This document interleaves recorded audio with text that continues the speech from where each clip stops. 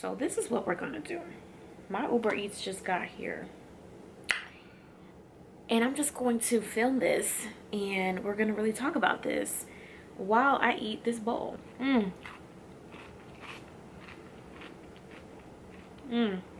What's up, friends? Welcome back to my channel. My name is MichelleAna. If you're new here, welcome. If you've been here before, you're already subscribed, welcome back.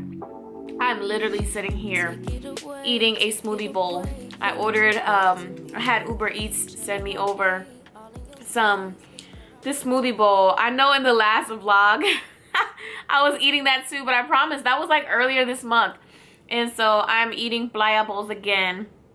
And I wanted to do a Q&A, an Instagram Q&A for this video in the Faith and Influence series. So just a little like a life update in real life, y'all.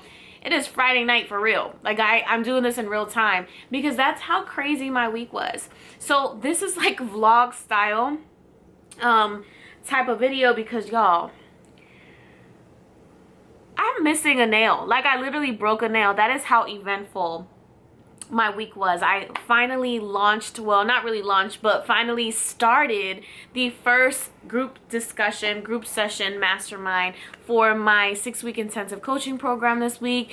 And the preparation to all of this has been so fun, but yet so much work.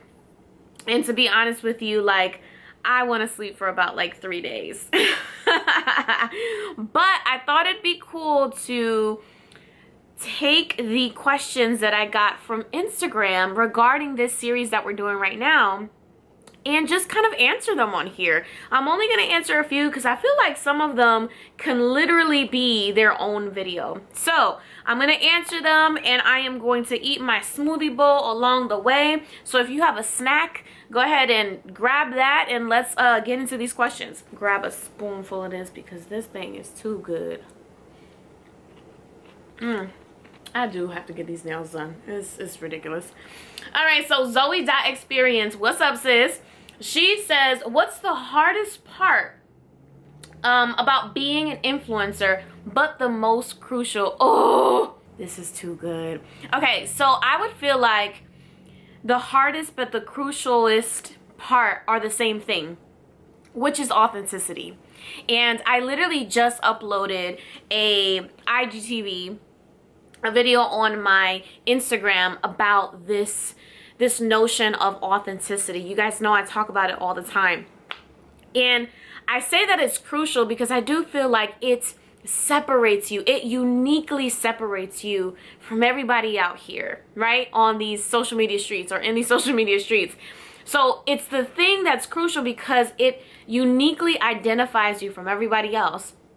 But it's also probably the, what did she say? The hardest part, because some people find it hard to figure out how to be authentic, right? And so that's kind of like my answer with that. I feel like it's the same answer. And so y'all know, like, this series is dedicated to really helping you unravel what that means and what that looks like for you to show up authentically online, on social media, especially if you're someone who is a storyteller, is a content creator, is someone who is trying to start a business or is already an entrepreneur and trying to figure out how to be authentic. I get it. Bro, sis, I get it. It's crucial, but it's also, it can be hard. It can be hard. Shauna C said, _Shauna C. What's up, sis? Oh my God, hopefully I said your name right. I have like granola like in my mouth. So, best strategy for promoting your YouTube video. Yes! So y'all know I have a video that goes live on my channel on Wednesdays and Fridays. If that ever changed, I'll let y'all know. But typically, the best way, the thing that kind of comes to my mind first is making sure that people know that it's out there, right? You may have just started your channel and you're trying to figure out, like, why isn't no one seeing my video? Well, because you have to actually promote it. And so the way that I promote my videos is I let my Instagram fam know, I let my Facebook fam know, even though I'm barely ever on Facebook, but I let Twitter know, and then YouTube actually has this feature where they have stories now. Lots of people watch my stories, and so what I end up doing is when I'm editing my video, I already have the process and the system where I am creating a smaller version of that video, whether it be a reels, maybe like the best 15-30 seconds of that video. If I quoted something, you can see an example of this on my Instagram. And you know, you really want to promote maybe like the best thing you quoted in that video, or if it's a beauty related video, you want to time lapse it to where you're showing kind of like the most important parts, or maybe like a faster sped up version of the video, whatever the case is, just throwing out some ideas. But I would let people know that it is live. Let your blog know, let your email list know, let your friends know, let people know, so that then you have the ability to expand little by little, but also you create noise around your video, and you have a system for when it goes live. You have to let people know that it's live, because if not, it's just gonna sit there. And granted, there's a lot having to do with algorithm and all that good stuff, but specifically for the purpose of this question, best strategy for promoting your YouTube video is to let the other platforms know. And so cross-pollinate the platforms and cross-promote your content, so that you are also letting them know, and then they can support you and watch your video. So that's kind of like off the top of my head. I do teach on a whole system on this, so that's off the top of my head. Ooh, another good question. So how to turn everyday boring life into content. Man, I feel like it's all about the way that you deliver it, right? So if you're someone who, let's say for example, I love coffee, right? Y'all know I'm back on my coffee game. I love coffee. I would just deliver that in an aesthetically curated way. So if it's IG Reels, or if it's me making sure I'm intentional about the mug that I'm using, if it has a message on it, like down to the details. Like you want people to be intrigued of concerning the details in your life, right? Concerning like even the mascara that you wear, or even like the top that you wear, or the necklace that you wear. P.S. I got this on my Amazon store. A few of you were asking.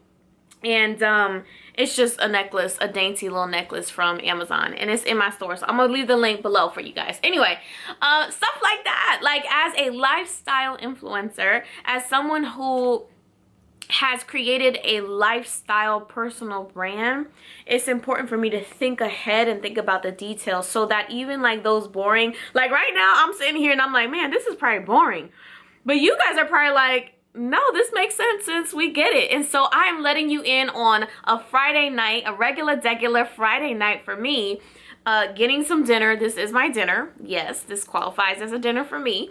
And I'm about to chill and watch some Netflix, because it's been such a crazy busy week for me over here. So that's how you create what feels like boring content and make it relatable. Make it like I can see myself on that couch with her having this conversation and eating dinner as well. So make your content relatable so it won't be boring. Let's try to find one more so I can really eat this bowl, because I'm really here for this. Ale_Munoz24. Hopefully that's how you say it. How do you start working with brands? Do you need a certain amount of followers on IG? Absolutely not. Absolutely not. I am seeing people with less than 500 followers working with brands out here. It's in real life. I think to answer the first question, it's all about positioning, right? It's all about positioning yourself to actually bring value to the brand, right? And they also need you. So you have to recognize the value that you bring to the table. It's not all about them. But at the end of the day, you are serving their need, right? I always talk about this. You know, a brand needs you to stand in the gap for them, right? I know that's a biblical principle, right? We are the hands and feet of Jesus, right? But in practical terms, if you have an audience and this particular brand needs to tap into that audience, they're going to see the value in you, and you're going to see the value in them, because it's a product you believe in. You have, they have a standard of operation and an aesthetic that goes along with your brand, and like all these different things, all this all these different things. And I feel like I have granola here too. And anyway, and so it's very important for you to recognize that not only are they valuable to you, but you also speak a language. You speak a language. You solve an issue. You solve a problem in the audience's lives that their product helps facilitate, right? That their product is the thing that your audience needs. Hopefully that makes sense. But you are valuable too. So positioning yourself to work with brands looks like you actually organically, authentically sharing those things that you use in real life. If you're a human being like me, there are tons of things that we use. Check out this couch that I'm sitting on. I love this couch. This couch was sponsored by Cosmopolitan, right? It was a brand at the time I was moving, and we were able to partner together, and it's still something that I believe in because I love the furniture in real life. Like, I love the furniture. And so that's what I'm saying. I love the furniture already. I'm already a firm believer of the brand. Like, I already know what it is, and I saw a need that I had, but I also knew that there was an audience that I can serve that they are not able to tap into in the way that I can. So hopefully that makes sense. But in short, I would say position yourself, right? Position yourself to work with these brands by creating organic content that you love to create, period, right? I should not be able to tell the difference between your organic unpaid content and your sponsored content. It should all be executed with excellence, period. That's all I have time for today, because I didn't even want this video to be too long because I'm still trying to eat my little bowl, y'all. I am so excited. By the time you guys see this, I believe my enrollment to the round 1 of the social media influencer coaching program is probably closed, but it does turn into a wait list. So if you're seeing this after Friday, January 29th, after midnight Eastern Standard Time, it's all good. We do have a wait list for you guys for round 2 that will be launching, I believe, in April. So stay tuned for that. And I'm just so blown away by the fact that, like, I set a goal for January and God, like, completely doubled it. In every sense of the word. Like, God doubled everything. And I'm like, man, we love to see it. We love to see it. All right, y'all. I'm going to let y'all go. I hope that you guys enjoyed this episode of the Faith and Influence series. I know it's like more like, what do they call it? Mukbang? Not really, because I wasn't really even eating. Hold on. Let me go ahead and take another bite. Absolutely. Of course, as always, I hope you guys enjoyed today's video and today's episode of the Faith and Influence series. Make sure that you leave a comment below if you guys want your question answered, or if you want me to talk about a specific thing as it relates to faith and being an influencer and bridging that gap between ministry and business and all these different things. Make sure you leave a comment below. So I will see you guys in my next episode.